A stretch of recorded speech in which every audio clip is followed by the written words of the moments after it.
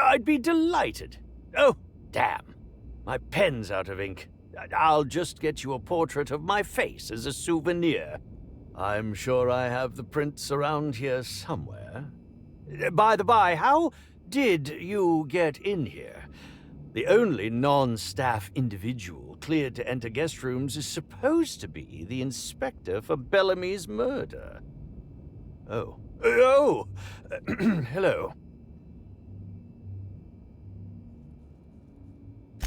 Terribly sorry, Inspector. I didn't realize it was you. Understand that I am beyond willing to comply with your search for the fiend that did Bellamy in. You know, now that I look at you, you're the perfect reflection of me, back when I starred in The Marauder's Bane, the absolute picture of justice. Ask me anything at all. I might even give you a straight answer. Oh, have you now? Please do go on. Don't leave me in suspense. I did indeed. With Halcyon Helen parading her fame about, I was left without an acting partner. Burbage is no exception. His acting protocols were nothing short of a joke. So I decided to make some modifications, installing him with some of my old serial quotes as, I think, improved his range. The way he bungled about with that weapon of his hardly befitted a dissident, so I modified it as well. He's much quicker on the draw now, though he's still a machine. I'm quite used to being breathlessly watched. Certainly, but one quick question before we begin, if I may. How was it that Bellamy met her end? How awful! Whoever did this must have been quite heartless. I was meditating, of course. That's how I get into character. Respectfully, Inspector, it is rather counterproductive to commune with others while meditating. All actors have their methods, and this has been mine ever since I met that wonderful prophet of profitability. She taught me it for my role in The Unemployed Cometh. I had to lie face down on artificially heated pavement. The director wanted our suffering to be convincing. Needless to say, being able to leave my body helped to mitigate the pain, both during the 8-hour shoot and with the second-degree burns afterwards. I owe that woman much. Yeah, actually, only since I've been at the Colonial. The Unemployed Cometh was shot on site. That makes it, a few weeks. I cannot recommend her services enough. If you haven't been to see her yet, you really should.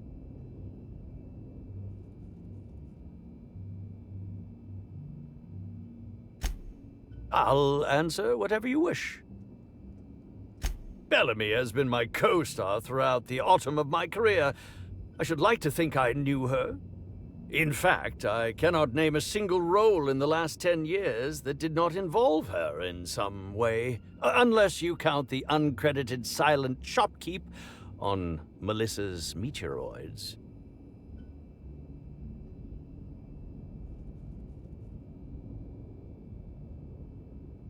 I'll ask you this. If you'd been the star of cinema for years, then suddenly found yourself scrounging for bit parts while a younger person stole the limelight, how would you feel? In short, the two of us weren't close. But that's not to say my dislike of her was so extreme that I tried to do anything drastic. Resenting Bellamy is one thing, but killing her is another completely. It's also beneath me. Oh, come now, Inspector, what do you take me for? I'm an old man. I neither have the time nor the willpower to kill people for fun.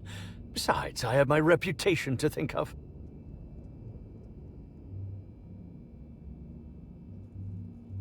I suppose that is enough on that grim subject. Indeed. The agonizing bowel pain was most undignifying. While I've certainly had no shortage of inadequate hotel meals, this was most explicitly pronounced. I suspect poison. And who would be most likely to poison me but Chef Anwar? Oh, we've clashed almost non-stop about his slop preparation. He must have tainted my meal in retaliation. None that I can think of. I treat all hotel staff equally, and with the minimum level of respect that they deserve. Is that a jibe? Could you imagine the tabloid headlines?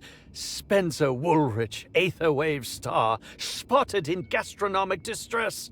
Oh, unseemly hardly describes the half of it. How alarming! Whoever targeted her was certainly targeting me. I can only thank my ironclad constitution that I'm standing here before you.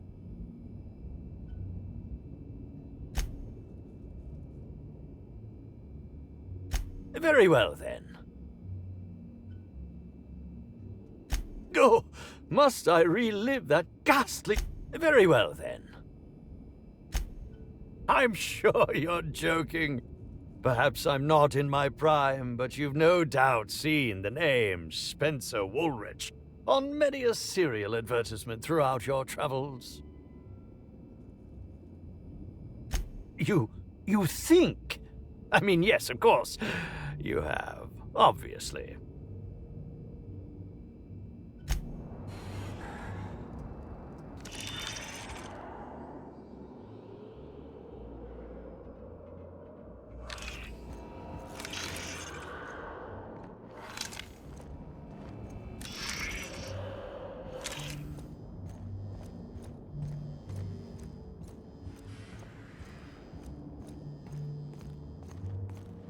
What floor would you like to visit?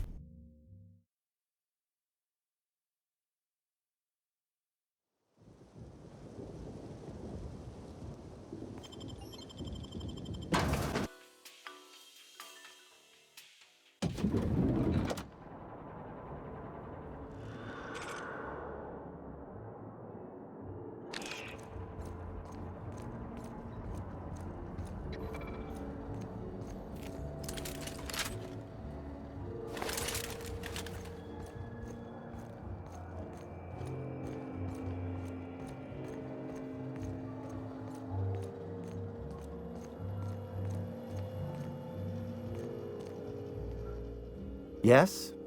Are you here for the double rack of smoked sprat? Well, I'm sorry to disappoint you, but you'll have to wait. Oh, don't give me that look. Let me see if I can pencil you in for later. Weren't you listening? We're reserved solid for the next month. I'm sorry, but you'll really need to order in advance. Is this some kind of a joke? We're not able to take on new orders at this time. I told you. You're the inspector? Here? Why? I mean, you may ask me whatever you want. I have nothing to hide. Of course I did. I would never allow anyone else to touch the meals of so important a guest. Oh my law, this is the end, isn't it? My mother always warned me that the culinary world was too dangerous, but I didn't heed her warnings. Okay, I wasn't the one who did it, but I might have been mistaken when I said I was constantly watching Helen's food. Spencer Woolrich and Bellhop Owens were underfoot in the kitchen as I was preparing Helen's meal. Either one of them could have tampered with the food when I was fetching ingredients.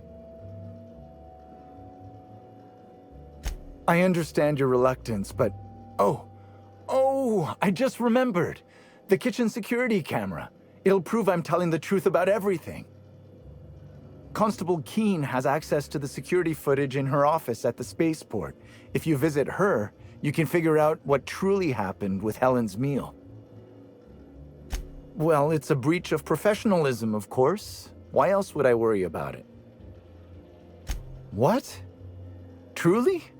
That's an alarming business oversight. Instead of volatile chemicals, the corporations should put barbiturates in everything. Everyone likes barbiturates. But I don't believe that was a risk with Helen's meal. I was, up to something else.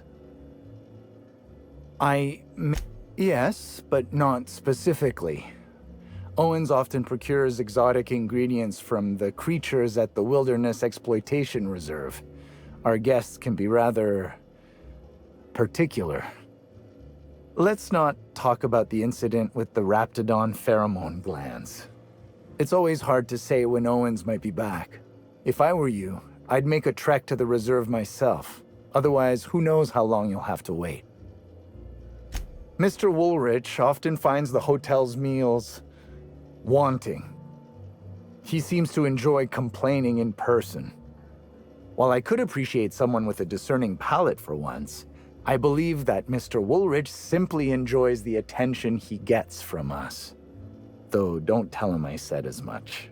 If you wish to speak with him, Mr. Woolrich can most likely be found in his suite on the VIP guest floor. He's usually there if he's not poking around here.